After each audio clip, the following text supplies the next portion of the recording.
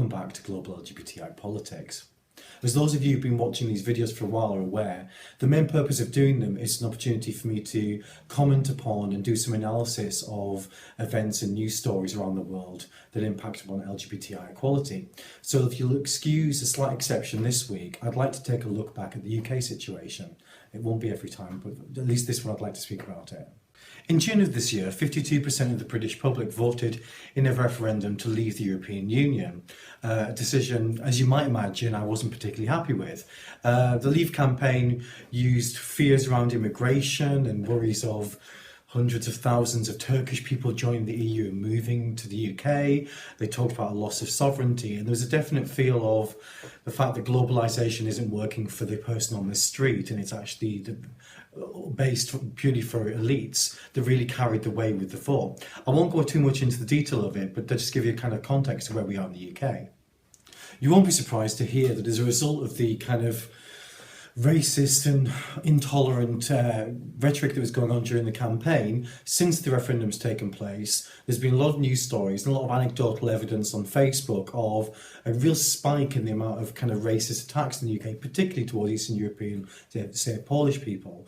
There's also been, it's been going for a while, but there's been a real increase in the kind of polarisation of political debate on online spaces like Twitter. There's been quite a lot of vicious abuse taking place on that. But what's actually surprised a lot of people is about 2 days ago there was a report from Gallup, which is a LGBT policing kind of watchdog support charity, that did some evidence to show that there's been a 147% increase in the level of hate crimes and attacks on LGBT people since the referendum has taken place. I think it surprised quite a lot of people because in some ways you can see with the rhetoric of the campaign there was a lot to do with kind of nationalism and racism in part of the way it's presented, but LGBT issues really didn't get a look in, and now we're suddenly seeing there's a major increase in it. So anyway, I report this onto Twitter, and for one of my tweets it got one of the highest audiences. About 140 people retweeted it, which was great. Unfortunately, some people did also look at it who maybe wouldn't be my audience of choice, and so I woke up yesterday morning to about 15 to 20 kind of rude comments, quite vile, some of them calling me a twat, calling me having a victim mentality because I was LGBT, talking about the fact that these are probably made up statistics, and if they're not made up it's probably Muslims behind it. So, you know, pretty charmless stuff, to be honest with you. I can take criticism, but you know, it is quite shocking when you're targeted in that way and so vociferously about something. You know, the first instinct was to call foul or say it was complaints of a Remain voter rather than actually engaging the fact possibly people have been attacked. Looking back a further 2 days before that, I tweeted about a UK Muslim LGBT organisation called Iman that was publicising really for new people to sign up as members and get information about the work they were doing. And although I'm an atheist myself, I think there's really something really important about creating linkages across faiths and that kind of level of support, especially in the kind of climate we're in at the moment. What was very interesting with that, as soon as I published it, I also received several bits of quite rude commentary about why I was doing that, why Islam was incompatible with homosexuality, so I was wasting my time, or was a contradiction in terms, and such like that.